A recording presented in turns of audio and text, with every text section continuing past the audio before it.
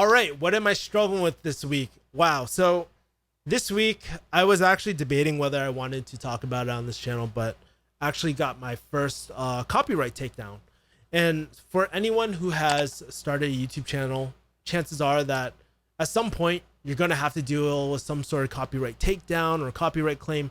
No matter how careful you try to be, you know, it really caused a lot of stress and emotional, like frustration, I guess.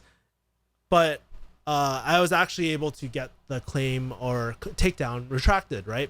Not gonna lie, it was like a huge headache going through the whole process, but I learned a lot. And I kind of wanted to share 3 things that I learned with sort of a template of how to send a retraction email to get that strike removed from your YouTube channel. And by the way, if you guys are going through a copyright takedown, let me know your experience of going through that and how you guys have gone about trying to get your claim retracted. Would love to kind of hear your experiences. All right, the first thing I learned was that YouTube actually has a support chat for partners. I never knew about this. If there's one thing that you guys gotta know about YouTube and being a YouTuber, there isn't a really great platform to actually talk to YouTube. There's no way that I don't personally, for me, I'm a very small channel. There's no contact where I can just be like, yo, YouTube, I'm having this problem. They kind of just send you, for the longest time, they would just send you an email.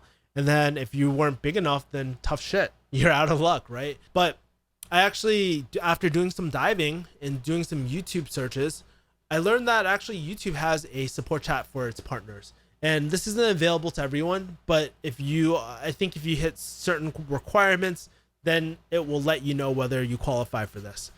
I'll be honest, the support channel wasn't that helpful in terms of resolving my situation, but at least it was there. And I think in the past, like I said, YouTube is known for its lack of communication with its creators and its partners. But while it's not picking up the phone and speaking to a human, at least YouTube is making the right steps in the right direction. And there's actually open dialogue. They pretty much, I told them about what was happening. They're like, man, that's some serious stuff. Here's some emails, here's some articles, which I already knew about.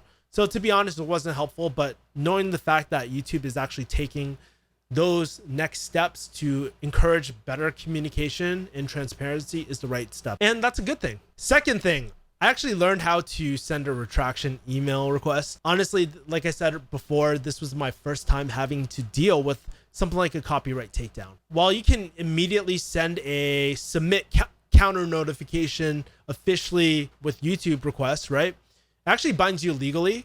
And technically, if you send that, then you can go to court as well, right?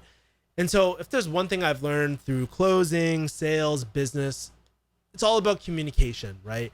And you need to be able to put yourself in the perspective of the other person, other party, whether you believe you're guilty or not, right? I mean, at the end of the day, I think it's also important to keep in mind that you aren't guilty just because someone says so, but the primary focus, if you open up this dialogue with the other party, is just to encourage dialogue and just really to handle it outside the YouTube system. You could get a lawyer and all that. I didn't do that, but I consulted some of my legal friends. But the truth is, YouTube should not be the judge, jury, and executioner. I think the best way to handle it is just off the platform. And I think when you're contacting these people, it's really important to stay positive and not be a freaking asshole too.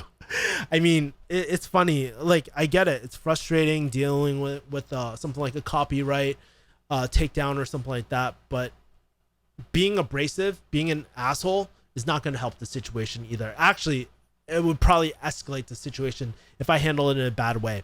So I actually wanted to kind of go over my template. I'll leave in the show notes as well, so you guys can take a look at it.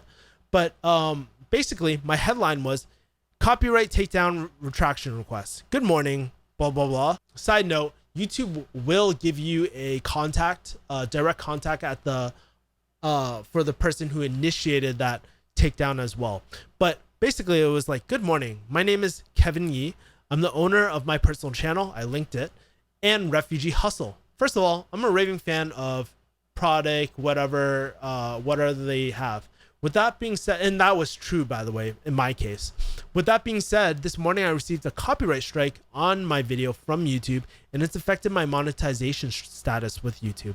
The original intent of the video was for educational purposes under fair use, to promote XYZ product, and to any other reasons that you have.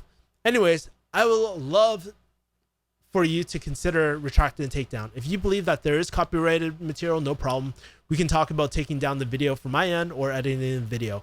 Either way, I'd love to resolve this outside of the YouTube copyright claim system, because I believe we can find a win-win situation just through communication. Please let me know if you're open to retracting the copyright strike. If you have any questions, you can reply to this email or contact me directly at phone number. Have a great day, Kevin Yee. That was my email. Is it the best? I don't know. It probably is not the best. This was actually before I saw any any other YouTube channels. One really great YouTube channel was Ian Corzine's channel, and a few gamer channels, because apparently this happens a lot in the gaming world. But I saw all these videos after. But that was my template. I'll put it in the show notes as well. Okay. But like I said, I try to be positive. I was literally a raving fan, and I wanted a positive outcome for everyone. I wanted to understand their situation, right? And so we got that handled, and that's why I'm getting my I'm getting that copyright strike off my account, which is great. The third thing I realized from this whole experience is that it's so important to build your funnel or your brand off this platform as well. Even though I got the retraction or for my copyright strike, definitely opened my eyes about how reliant I am on the whole YouTube platform. It made me honestly think about kind of getting off or expanding outward. It recently actually happened to Brian Rose from London Real, but the truth is that it's a really scary thought, knowing that you can be taken out with the platform with 3 strikes and still have no direct human communication from YouTube. Like I said, even though YouTube has taken steps to have better communication, it's still not great, and you can still get your account terminated without really speaking to anyone, which I believe is kind of unfair as well. While I still love YouTube, YouTube is definitely one of my favorite platforms. I love YouTube. I'm actually really considering expanding onto other platforms and really double downing on things like my website. I also might consider live streaming on Twitch, and I've opened up podcast accounts on Apple Podcasts and Google Podcasts as well.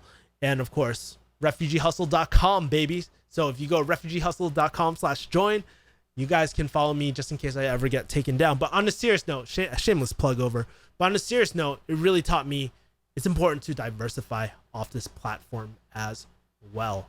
So that is what I was struggling with this week. If you guys are going through some sort of copyright claim or copyright takedown as well, feel free to leave a comment about your experience.